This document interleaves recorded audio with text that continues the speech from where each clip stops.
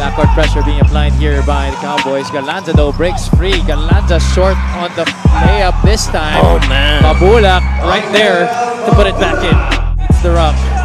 Ball has De La Cruz switching on to him. Oh, Mabulak couldn't finish.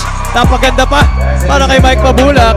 Gets his own miss and puts it right back in. Vic loses it. Able to save it to Robin. Robin misses, but Mabulak is there again for the offensive rebound. Another three-point play opportunity para kay Mike Mabulak. Inside.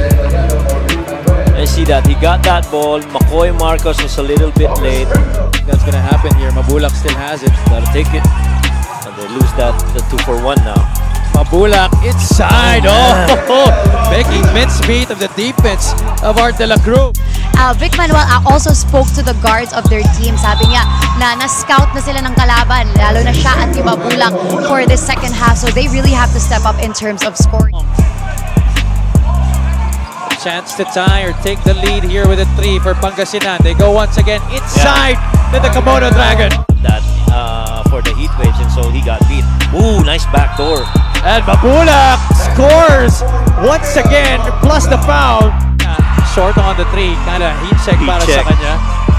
The Heat Waves go forward to Gabo. The bounce pass to the trailing Michael Mabulak. As it gives it up to Gabo. Pangasinan goes to Mike Mabulak. Mabulak shifting hands and finishing with the left.